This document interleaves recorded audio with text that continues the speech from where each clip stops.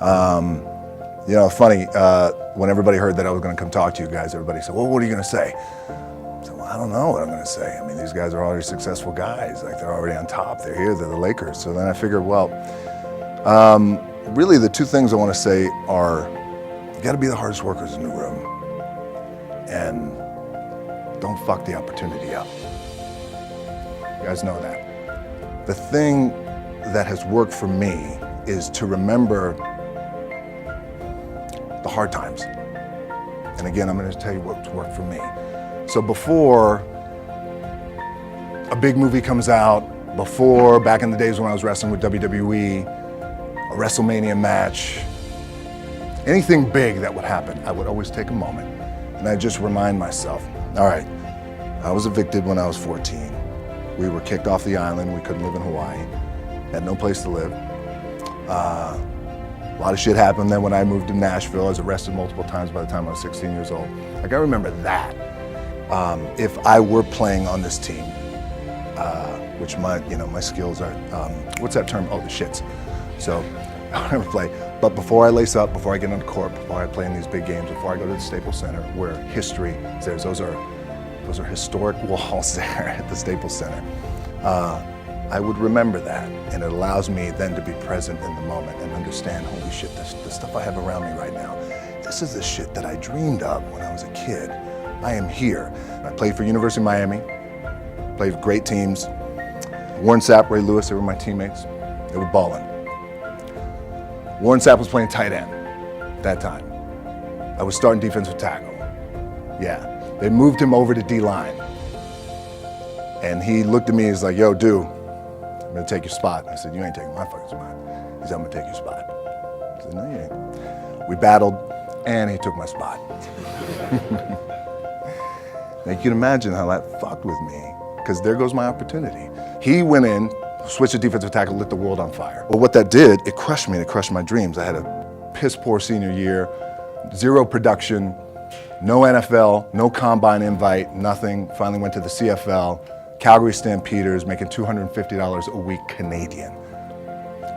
I had to send that shit home to my wife at that time. Had no money. So I remember that. When I got cut from Canada, I had $7 in my pocket. And I always tell that story. So now my production company is $7, advertising agency is $7, everything is $7. So I always remember that. What helps me is to keep the hard times in the front of my mind, because it allows me to go into these big moments that I've worked my ass off, and you guys have worked your ass off. It allows me to go into these big moments with a different perspective. What it also does for me, and again, this is what works for me. Like, I keep my back, excuse my language, my back is up against this motherfucker. Every day, it's against this fucking wall. Excuse my language. But it's up against this motherfucker because it's what I believe in. And when my back is against this motherfucker, then there's nowhere to go. But that way. That's it. So I feel like this could be something, an ideology and mindset that could help you, if you look at it that way. Because you made it already. We made it. We're successful boys, and we're lucky boys to be where we're at. Well, you guys made it. Everybody's rich in the room. Nobody's gonna get evicted anymore. Anything you got, there's no more money problems, right? You got a lot of hands out now. Hey, can I get a little bit? Can I get a little bit? Right, that happens. But when you make it, for me, I need this. I need this. So every day, my back is up against this motherfucker, and this is how I operate. Now, doesn't mean you don't smile, doesn't mean you don't laugh and joke, right? You're happy, I'm a happy guy.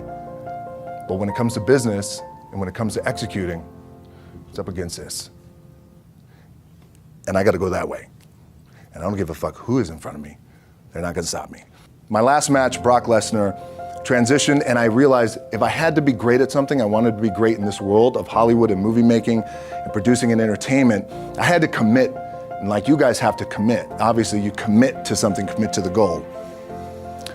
So I quietly retired. 2 years later, I thought, what the fuck did I do with my career? Because my movies were not doing well.